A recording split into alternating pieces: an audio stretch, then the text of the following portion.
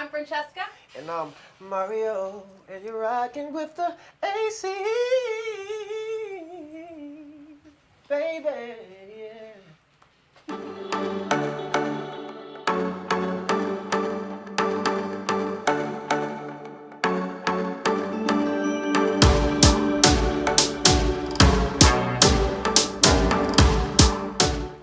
He has had multiple #1 hits, and Billboard magazine even called him the artist of the decade. You know who I'm talking about? Yes, none other than R&B superstar Mario, talking to us on the AC. Good morning. Good morning. Thank you for inviting us to your behind-the-scenes magazine shoot with Control Mag. Yes. This is Control awesome. Home. It's their new mag that they have coming out. Really? So, yeah. So just being chosen to be on the cover. Yes. What was that like when you heard about it?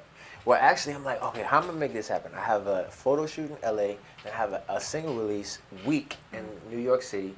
Then I have to fly the last night after my single release straight to Atlanta and then shoot. So I was like, I don't know how I'm gonna make it happen and not look tired on the shoot, but we made it happen, and you just brought all this good energy. So I'm awake for sure now. and the photos looks really good. I gotta tell them. I'm sure we're gonna be showing you all very soon. Looking good in his yellow, as you see him right here. But you haven't always had this success. I mean, you started really early on. Yeah. We know that now you're 30 years old. 31. 31 years old, and so you've been doing this for a couple of decades almost. You started out real young, age 11. So, I started out singing at home in Baltimore. I would say I was discovered by my mom and my grandmother, singing at talent shows, singing in the living room. My mother actually bought me this mic that turned into the radio when I was about 4 years old. Yeah. She woke up one morning, and I was singing a Whitney Houston song. And I was like, I was on key. Obviously, I didn't know the words, but I was on key. And she noticed I had a gift, and she just kept, nurturing the musical talents that I inherently had. And I think that she wanted to give me something to hold on to growing up in Baltimore, because a lot of kids, when they don't find a passion or they don't have, after school programs or certain things, they get into troubles, they get into gangs. A lot of people can relate to that in their own neighborhoods where they're from. So, I'm thankful for my mom for instilling that in me early on.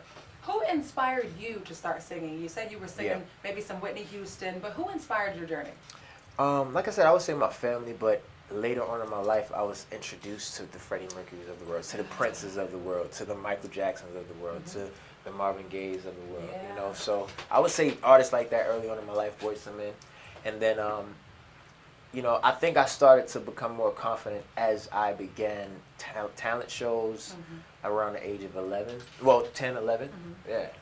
So talent shows all the way to when I first was introduced to you in 2004, 106 in Park. Yeah. You should let me love you. Everyone's going wild. Mario, all the girls. But even before that, I my first single was Just a Friend. And that came out when I was super young. That's it. Oh my goodness. Were you on the steps getting your hair braided? No, that was braid my hair. Okay, that was. But it was the same circle. This is just all coming back to me. It's the same circle. When I tell you I was fangirling, like, who is this just sexy singer? Thank you very much. You know what I mean? You're beautiful yourself. Thank you. I do appreciate it. But I mean, you have such a beautiful voice, Mario. Thank so you. when did you know you made it? Dang, you just said all the hits. You just took me all the way back.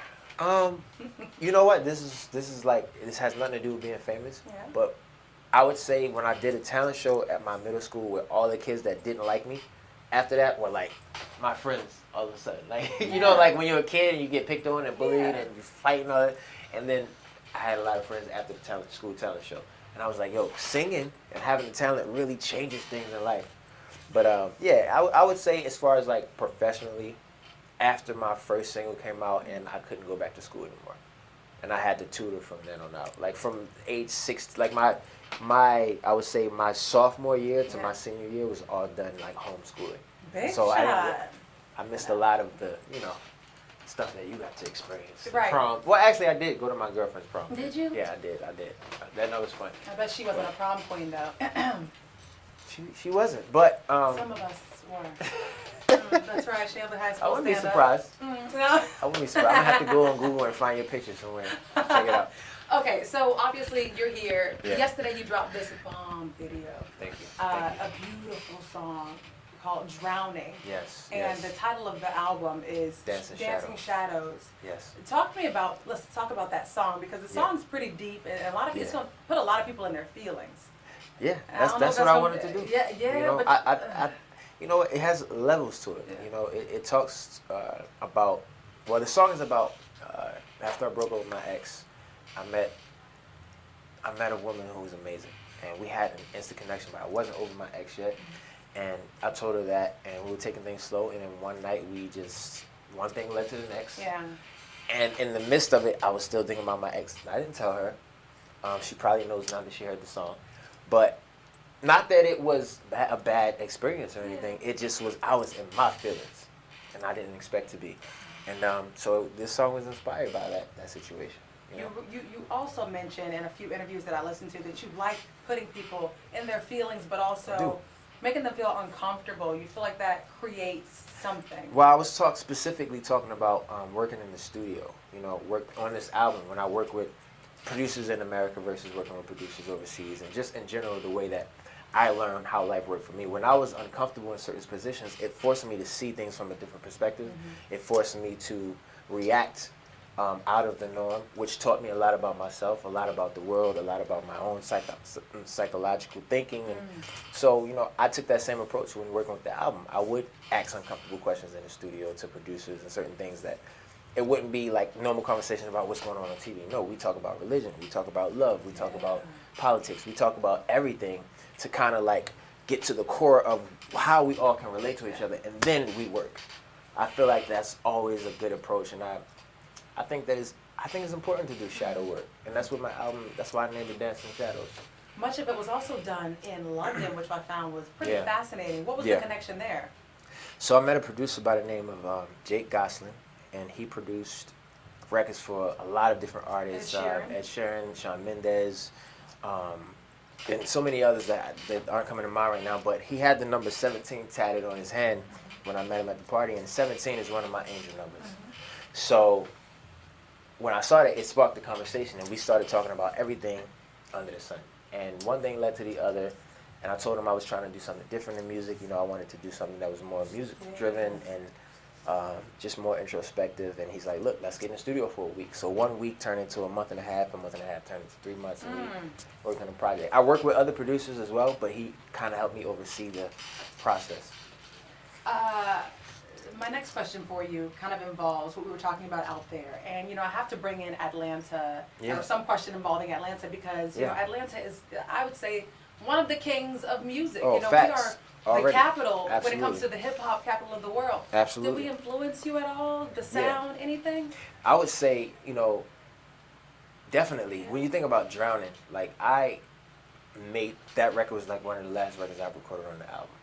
And production-wise, I would say I definitely wanted to keep, like, some of the textures of, you know, urban music there, because I felt like it could be the driving force, the intensity behind the record, and then add the pianos on top and the guitars in between. So yeah, there's definitely some influence there of like urban music, you know. But I wouldn't say I don't really have any trap music on the album.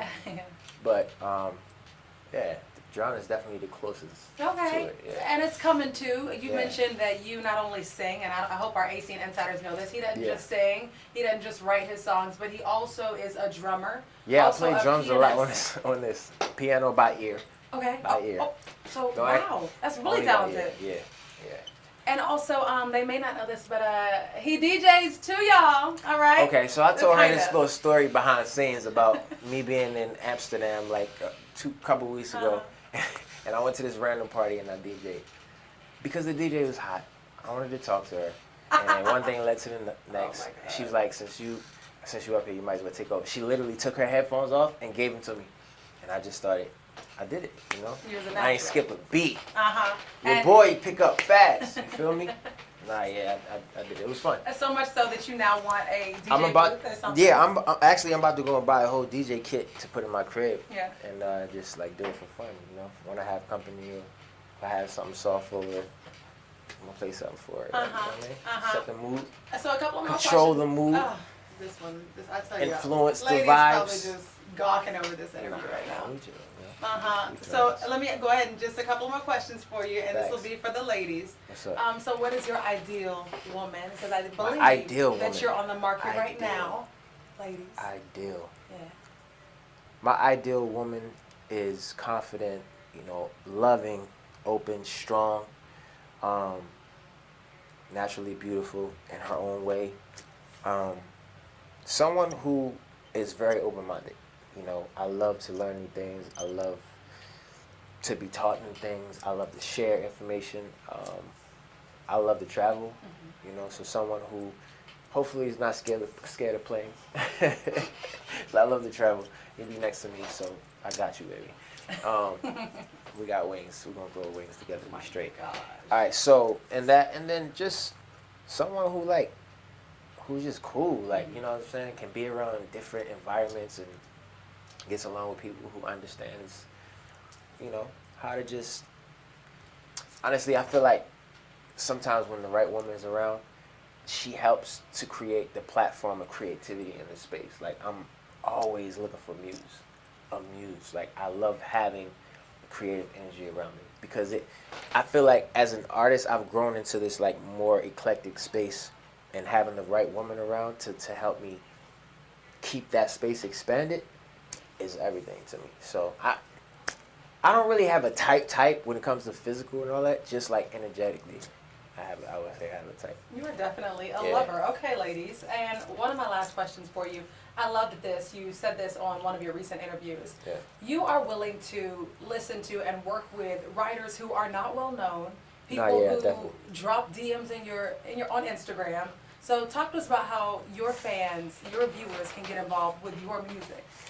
Well, I have met a lot of talented writers like over social media.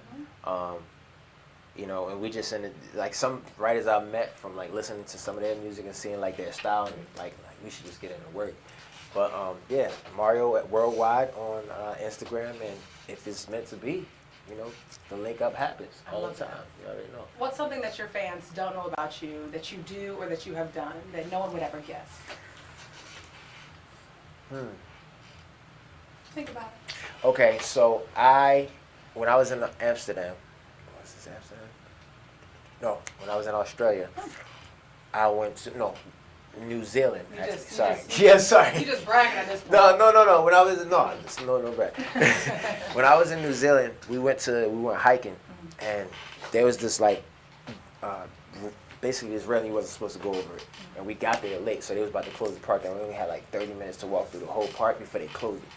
So I'm like, yo, everybody's like, nah, it's getting too dark. We're not going. I'm like, if y'all not going, y'all stay right here. I'll be back in 30 minutes. So I just went by myself, took a flashlight, and I went out there. There was nobody else there, because I wanted to see the waterfall. And there was this waterfall. If you jump the railing, I did it anyway. You weren't supposed to. There's this waterfall, and it's like maybe like a half a football field drop into the water. Yeah. And I just sat like literally right there on the rock on the waterfall, and like just meditated. And it was crazy. I was scared, but it was liberating. It was fun. Because you're big into spirituality. But that's one. Yeah, but also I like to take risks. Yeah. Yeah. That is that was awesome. Fun. I love that about you, yeah. And that's exactly why your fans love you so much. You're different. You're humble. But you're so unique and really creative, and I think that's what is going to take your album to the top. I can't wait for y'all to hear it. It's called Dancing Shadows. It comes out late fall. The new single Drown is out right now. Videos out everywhere. Hey, stay creative, stay motivated. You know, free your mind. You know, that's what it's about, man. Let's be free. Let's be creative. Let's create new templates. You know, that's what we're here for. We shining. Let's go. All right, now, A-Scene Insiders, you just heard from R&B superstar Mario.